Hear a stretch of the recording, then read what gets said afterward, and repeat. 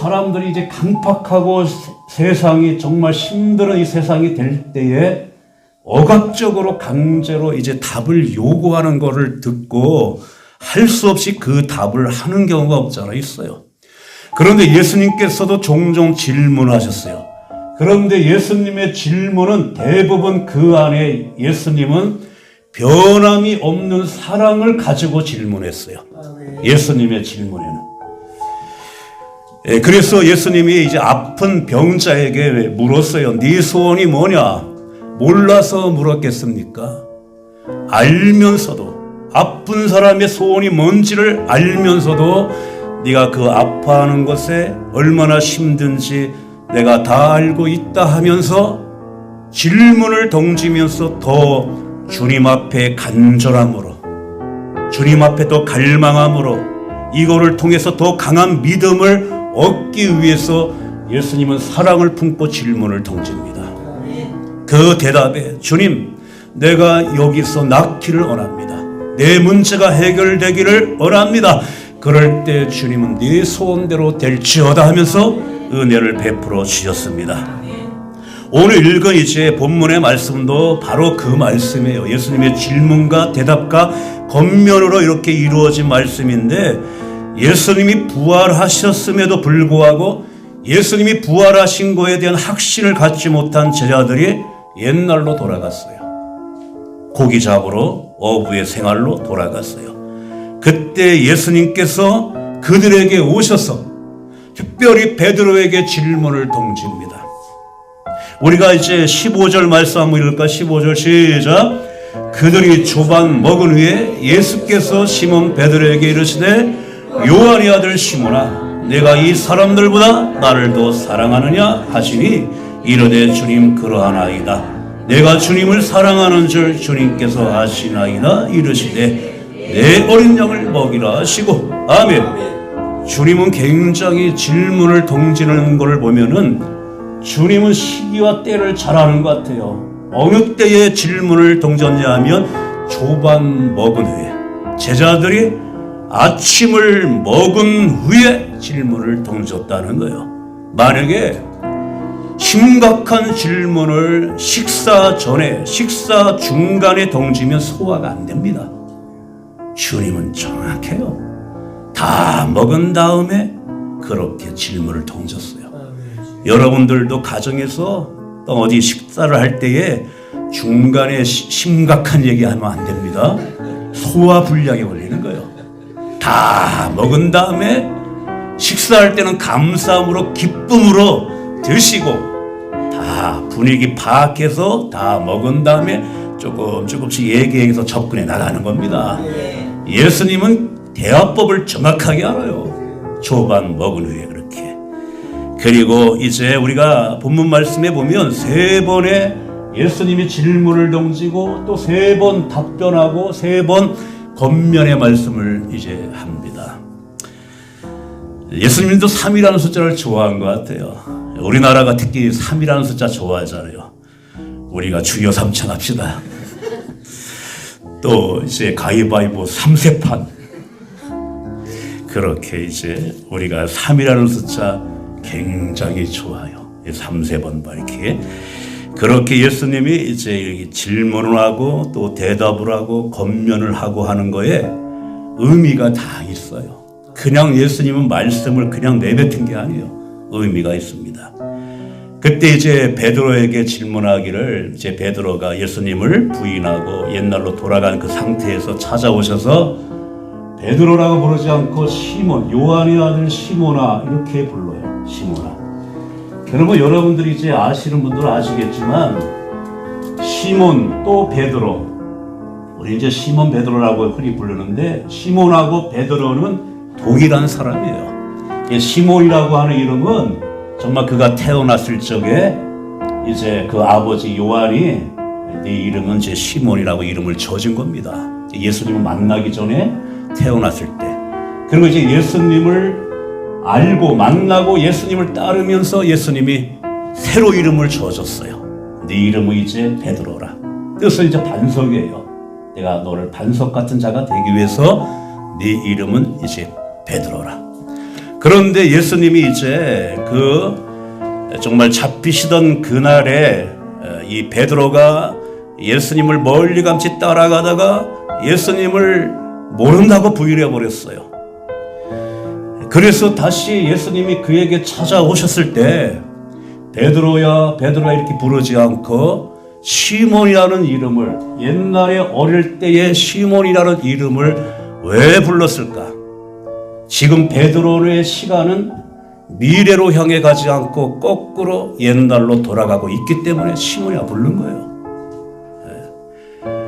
부활의 소식을 들었음에도 불구하고 확신하지 못하고 푸념한 채로 그냥 옛생활로 돌아가서 그냥 옛날처럼 그냥 살아가자, 이렇게 각오로 돌아가고 있어요. 신앙적으로 말하면 신앙이고 뭐고 다 필요 없다, 옛날로 돌아가는 겁니다. 그런 베드로에게 주님은 찾아오셨고 그를 만나 주심으로 다시 그를 일으켜 새로운 미래로 가기 위해서 그에게 필요한 것이 무엇이냐면, 네가 나를 모른다고 부인했어도, 네가 실패했어도 내가 너를 버리지 않았다는 것. 이거를 변함없는 주님의 사랑을 확인시켜줄 필요가 있기 때문에 그에게 오셔서 마치 질문하고 대답하는 형식으로 그렇게 예수님이 그에게 묻고 대답하게 하는 겁니다. 3번, 예수님을 모른다고 3번 부인했던 그 베드로에게 주님은 오셔서 3번 네가 나를 사랑하느냐 물을 때에 얼마나 가슴이 뜨끔했겠어요. 지난 모든 상처가 막 생기는 거죠. 그러나 예수님은 그 상처를 회복하기 위해서 주님의 의도가 있는 거예요. 모른다고 부인했던 네 입으로 이제는 3번 사랑하게끔 만들어버리는 겁니다. 주님을. 그렇게 고백할 수 있는 기회를 주는 거예요. 네가 정말 나를 사랑하느냐, 아직도 사랑하느냐, 정말 사랑하느냐, 이런 거를 통해서 한 번의 실패를 한다고 해서 주님은 우리를 버리지 않는다는 겁니다. 버리지 않는다는 거예요. 때로는 우리가 살면서 너무나 힘들고 어려울 때는 믿음이고 뭐고 다 포기하고 싶을 때도 있어요. 그리고 완전히 내 머릿속에 주님을 잃어버리고 그렇게 살아갈 수도 있지만은, 그렇게 우리가 살아간다고 해도 주님은 결코 우리를 포기하지 않는다는 겁니다. 우리가 주변에 보시면 맨 위에 사자로 쓴 이사야 49장 15절 시작. 여인이 어찌 그 젖먹는 자식을 잊겠으며 자기 태에서 난 아들을 긍휼히 여기지 않겠느냐. 그들은 혹시 잊을지라도 나는 너를 잊지 아니할 것이요 내가 너를 내 손바닥에 새겼고. 아멘. 그렇게 부모가 자식을 잃어버리는 있는 부모는 없죠. 그러나 혹시 잊을지라도. 그런데 성경의 구약에 보면요, 배고프니까 부모도 달라지더라고요. 배고플 때는. 구약에는 끔찍한 얘기가 있어요. 사마리아 성이 포위를 당할 때 먹을 거 없으니까 자식을 잡아먹는 그 말씀도 있어요. 그럴지라도, 부모는 혹시 그럴지라도 하나님은 너희를 잊지 않는다는 거예요. 내 손바닥에 너희를 새겼다고 말합니다. 손바닥에. 덩어리에 새긴 것도 아니고, 여기 목에다가 뭔가 그림을 그린 것도 아니고, 발목에 새긴 것도 아니고, 손바닥에 새겼대요. 손바닥에. 손바닥에. 여러분들 뭐 새기고 싶으면 손바닥에 새겨야 됩니다. 손바닥에. 우리는 뭐 연락처 적을 때 우리는 손바닥에 적잖아요. 누가 등에다 적어달라고 하는 사람 있습니까? 정확하게 보기 위해서. 옛날에 이제 내가 아는 그분이 이제 조그만 애들이 이제 유치원 애들이야, 아들들이. 더우니까 우통을 벗고 그냥 엎어자고 잠을 자는데, 여러분들이 와가지고 장난친다고 지 아빠 등허리에다가 유선매질에다 그림을 잔뜩 그려놓은 거예요. 그래놓고 이제 목욕탕을 갔는데, 다른 이제 조폭들은 다 용을 그렸는데, 자기는 등허리에다가 매직으로 그리고 이제 들어와 있으니까 여기저기서 얼마나 낄낄 웃는지. 그렇다고 이제 그 얘기를 했는데, 그만큼 손바닥에 우리를 기록했다는 것은 우리를 잊지 않는다는 겁니다. 잊지 않는 거예요. 이런 사랑 때문에 주님을 모른다고 부인했던 베드로에게 다시 찾아온 것도 주님의 사랑 때문에 찾아온 거예요. 그리고 네가 나를 사랑하느냐 이렇게 물을 적에 이 사랑이라는 말, 우리의 성경에서는 이 사랑이라는 말이 다 비슷비슷하게 쓰여지는 것 같지만 예수님이 첫 번째, 두 번째, 세 번째 물을 때 첫 번째하고 두 번째 질문하는 것은 굉장히 힘든 사랑을 물어본 거예요. 네가 나를 사랑하느냐? 주님의 사랑. 십자가에서 우리를 위해서 헌신하며 희생했던 주님의 사랑. 이거를 가지고 우리는 아가페 사랑이라고 말해요. 무조건적인 사랑. 조건을 따지지 아니하고 희생했던 그 사랑. 주님이 베드로에게 그걸 물어본 거예요. 네가 나의 아가페적인 사랑으로 네가 나를 사랑하느냐? 베드로가 이 질문을 받을 때는 대답을 못합니다.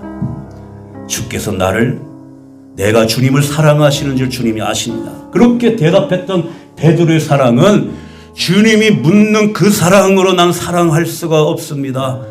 나는 그저 주님을 사랑할 때에 친구끼의 우정의 그 사랑으로 주님을 나는 사랑합니다. 이렇게 대답을 해요. 그런데 이제 마지막 가서 세 번째는 주님이 물을 때는 요 사랑으로 물었어요. 그러면 네가 그 친구들과의 그 우정의 그 사랑으로 나를 사랑하느냐 이렇게 물을 때에 베드로가 똑같이 그 사랑으로 사랑합니다. 이건 베드로는 뭐냐면 자기 자신이 이제는 아주 미흡하다는 걸 솔직하게 고백을 하는 거예요. 그런데 예수님께서 물었던 그 질문의 의도는 다른 게 아닙니다. 네가 정말 나를 떠났어도 배신했어도 부인했어도 너를 위하여 십자가에서 죽은 아가페적인 사랑에는 변함이 없다는 걸 말하는 거예요. 주님은. 왜냐하면 이 사랑을 확인할 때 다시 일어나는 겁니다. 베드로가 이제 그 말을 듣고 베드로는 깨달은 거예요. 주님의 사랑은 변함이 없구나. 주님의 사랑은 한결같구나. 이 사랑을 깨달은 겁니다. 우리가 주님을 사랑할 수 있는 것은 뭐냐 하면 나 같은 자를 주님이 버리지 아니하고 사랑했구나. 이거를 깨닫는 자가 주님을 사랑합니다.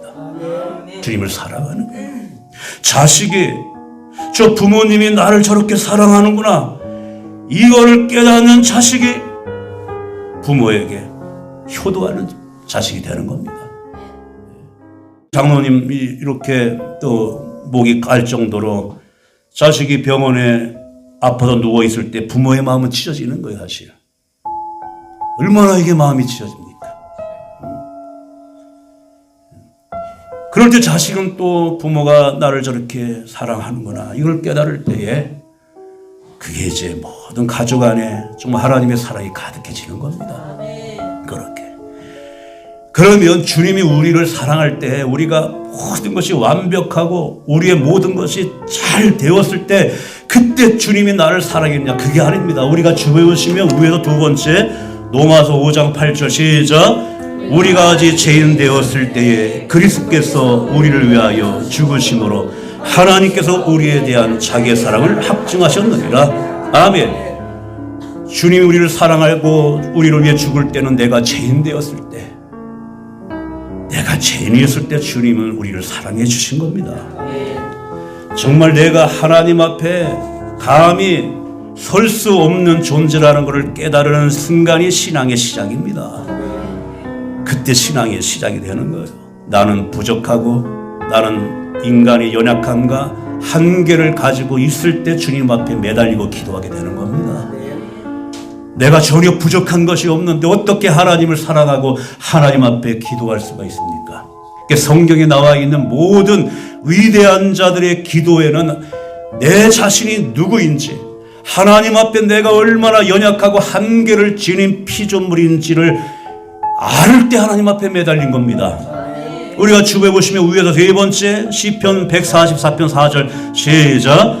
사람은 헛것 같고 그의 날은 지나가는 그림자 같으니이다. 아멘. 사람은 헛것 같고, 이게 헛것이라고 하는 것이 뭐냐 하면 하나님이 내 콧구멍을 한순간에 막아버리면 끝날 인생이라는 겁니다. 그리고 나의 인생은 그림자 같아서 잠시 있다가 사라지는 것 같은 그런 연약한 존재라는 것을 깨달은 겁니다. 그럴 때 하나님을 붙드는 거예요. 그럴 때 하나님을 의지하고 간구하는 겁니다. 바로 베드로에게 찾아오신 예수님은 너를 향한 내 사랑은 변함이 없다는 걸 확인시켜 주는 겁니다. 그리고 난 다음에 주님은 그에게 내 양을 먹이라, 내 양을 치라, 내 양을 먹이라. 네가 받았던 상처와 아픔을 가지고 사랑이 필요한 자를 사랑하라는 겁니다. 자기 아픔과 상처가 얼마나 큰지 이거를 통해서 하나님을 깊이 아는 사람이 겸손한 자가 되어지는 거고 남을 사랑할 수가 있는 자가 되는 겁니다. 내 양을 치라, 내 양을 잘 먹이라는 거예요. 잘 먹이라. 그 사랑을 가지고 잘 먹이라. 그 말씀을 하는 겁니다. 저도 이제 목회자로서 여러분들에게 영의 양식을 먹이고 할 때는 굉장히 어떻게 하면 잘 먹일 수가 있겠습니까? 날마다 그 고민을 사실 많이 해요. 지난주에 우리 이제 또 우리 장로님이 그 한빛이 손자의 이제 저한테 카톡으로 보내와서 저도 보고 감동을 받은 게 지난주에 엄마가 입원했으니까 한빛이가 혼자 예배를 드리면서 그때 보니까 뭐를 막 이렇게 막 쓸고 막 하더라고요. 그래서 저는 안 보는 것 같지만 다 봐요, 여러분도 행동. 근데 한비 씨가 그때 엄마가 예배 자리에 안 나왔으니까 오늘 목사님이 말씀하는 거 내가 다 적어가지고 병상에 누워있는 엄마한테 내가 목사님 설교 말씀을 그대로 전달해 줘야지. 그 어린 심령이 그 앉아가지고 그거를 다 기록했는데 그거를 제가 읽어보고 깜짝 놀랐어요. 이건 완전히 국회에 있는 속기사예요, 속기사. 완벽하게 그냥 받아 적었는데 내가 지난주에 감옥에 관한 이제 바울과 시라 감옥에 대한 말씀을 전하면서 여러분들 감옥 갔다 오신 적 있습니까? 저는 영창 이것까지 다 받았을 거예요. 얼마나 제가 그거를 보면서 야, 저 어린 이 머리에서 어떻게 저런 머리가 똑똑하고 지혜로운 머리를 저기 있는가 읽어보면서 너무나 핵심을 다 적었어요. 우리 엄마가 은연까지 했어요. 우리 엄마가 감옥 같은 병원에 지금 한자복을 입고 누워 있습니다. 응용을 했어요. 적용을 했어요. 그래서 저는 깨달았어요. 어린아이들도 정말 하나님의 말씀을 저렇게 듣는데 말씀을 내가 정말 네 양을 먹이라 할 때 여러분들을 배고프게 먹이면 안 된다는 거. 정말 하나님의 말씀을 군더더기 다 빼버리고 정말 영양가 있는 말씀을 그렇게 또 전해야지. 이런 결심을 했습니다. 육의 양식도 마찬가지예요. 어떻게 하면 육신적으로 또 잘 먹일까? 이건 먹이는 거는 영적, 육적 같이 나가는 겁니다. 오늘도 이제 감자탕으로 여러분 또 잘 드시게. 그게 사명이에요. 사실 잘 먹이라고 말씀했으니까 영으로도 잘 먹이고 육으로도 잘 먹이고. 왜냐하면 이제 그 사람이든 하초든 심는 거는 간단해요. 심어 놓는 건 간단한데 그게 잘 자라고 가꾸고 양육하는 거는 힘들어요. 왜냐하면 한결같은 사랑을 부어야 되기 때문에, 끊임없는 동일한 사랑을 부기 때문에 그래서 힘든 겁니다. 내 양을 먹이라고 할 때는 한결같은 사랑, 변함이 없는 사랑으로 그렇게 먹이라는 말씀이에요. 오늘 이제 실패를 경험했던 베드로에게 그 사명을 준 겁니다. 이제 너가 깨달은 그대로 이제 사랑으로 그렇게 살아가라. 그러니까 이제 예수님이 베드로에게 이 사명을 준 거는 네가 나를 부인했다고 하더라도 너의 사명을 내가 뺏어가지 않는다는 겁니다. 그게 주님이에요. 이 세상은 좀 모자라고 좀 부족하면 내치는 것이 세상일 수가 있지만 주님은 안 그래요. 어떻게 하든 또 한 번의 기회를 주시는 분이 바로 주님의 마음입니다. 성경은 다 그런 말씀이에요. 우리 권사님도 아까 요나에 대해서 말씀을 이제 기도할 때 내용이 이제 물고기 뱃속에 기도를 하셨는데 거기서 약간 잘못된 게 있는데 엘리야가 사자굴이 아니라 다니엘이 사자굴. 정정을 제가 또 해드립니다. 요나가 하나님의 사명을 받고 니느웨 성에 가가지고 외쳐라. 그거 망하게 됐다. 회개하게 외쳐라 했대. 요나는 원수 같은 자들 그냥 망하게 내버려둬 하면서 다시 쓰라고 하는 다른 곳으로 배를 타고 가다가 어려움을 경험하면서 거기에 이제 자기가 하나님 앞에 두 손을 듭니다. 그럴 때에 또 한 번에 이제 요나에게 하나님이 또 이제 사명을 주시는 것이 우리 주보시면 위에서 밑에서 세 번째 요나 3장 1절 2절 시작. 여호와의 말씀이 두 번째로 요나에게 임하니라. 이르시되 일어나 저 큰 성을 니느웨로 가서 내가 내게 명한 바를 그들에게 선포하라 하신지라. 아멘. 그렇게 다시 한번 두 번째 요나에게 말씀을 주시는 그 하나님이 우리의 하나님입니다. 변함없는 사랑을 주님이 확인시켜 주시고 다시금 그에게 새로운 가제를 또한 허락해 주시는 우리의 또한 자세도 굉장히 중요합니다. 베드로가 주님을 모른다고 그렇게 부인했던 것, 그렇게 부인했던 중요한 원리는 뭐냐 하면 사실 베드로 안에 있는 자만심 때문에 그래요. 자만심. 이제 예수님께서 6월절에 제자들에게 대화하면서 그랬어요. 내가 잡힐 때 너희들이 나를 놓고 다 도망갈 것이다. 그 베드로에게도 예언의 말씀을 했어요. 네가 닭 울기 전에 나를 모른다고 3번 부인할 것이다. 그때 베드로는 정말 그 일이 자기 앞에 닥쳐올지 자기가 얼마나 연약한지를 모르고 장담했어요. 절대 그런 일이 일어나지 않는다고. 우리가 주변 보시면 밑에서 두 번째 마태복음 26장 35절 시작. 베드로가 이르되 내가 주와 함께 죽을지언정 주를 부인하지 않겠나이다. 만약에 주님의 이 말씀에 주님, 예수님 가만히 들어보니까 그럴 수도 있겠네요. 주님 나를 붙잡아 달라고, 주님 어떻게 하면 좋겠냐고 이런 식으로 했다면 약간 상황은 달라질 수가 있는데 베드로는 그렇지 못하고 장담을 한 겁니다.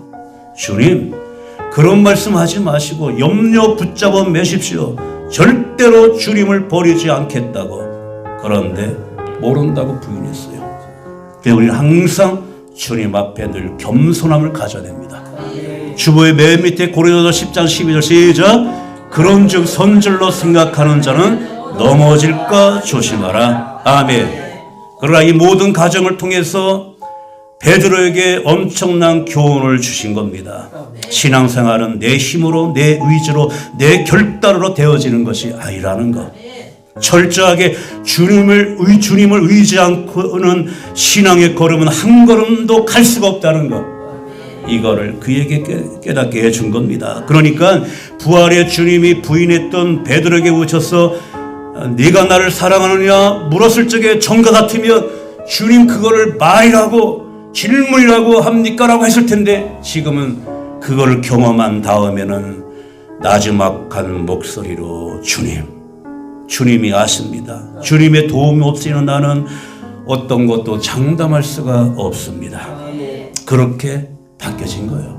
그럴 때 예수님이 베드로에게 네가 젊었을 때는 띠띠우고 원하는 대로 다녔지만 늙어서는 원치 않는 곳에 네가 가리라. 이 말을 한 거는 젊었을 때는 네 생각대로, 네 마음대로, 네 혈기대로 그렇게 살아갔지만 이제는 네가 바뀌어진 이후에는 네 생각을 내가 개입해서 내 방법대로 너를 이끌어 가리라. 그렇게 얘기한 거예요. 결국에는 이렇게 주님이 말씀하신 것은 베드로가 어떻게 죽을지를 미리 말씀해 주는 겁니다. 그래서 베드로도 순교를 당했어요.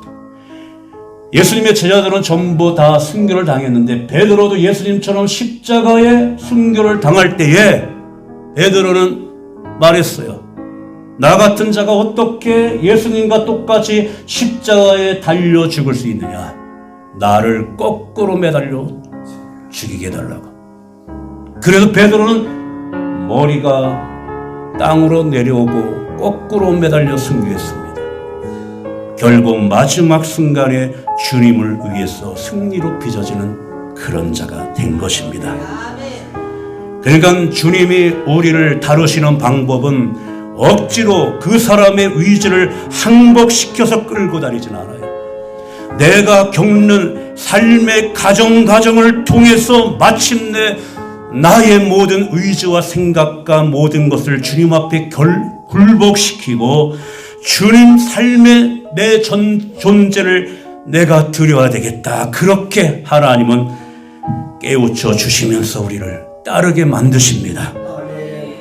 오늘 이 말씀을 통해서 예수님은 주님을 부인했던 베드로에게 찾아오신 것처럼 주님은 우리의 잘못과 실수에도 주님의 사랑은 결코 변함이 없다는 것. 그 사랑으로 끊임없이 나를 대한다는 것. 그렇기 때문에 내게 맡겨진 그 일, 내게 맡겨진 그 사람을 품고 다시 한번 그 자리에서 일어나는 겁니다. 일어나는 거예요. 그러면은 일어나는 순간 새로운 미래가 열려집니다. 세상의 기준이 아닌 하나님의 영광의 기준을 위해서 다시 일어납니다. 주님의 사랑은 변함이 없어요. 그 사랑으로 다시 한번 여러분들의 삶의 자리에서 갖가지 모든 문제에서 그래도 주님은 나를 사랑하시는구나, 이거를 깨닫고 일어나는 축복이 있기를 주님의 이름으로 축원을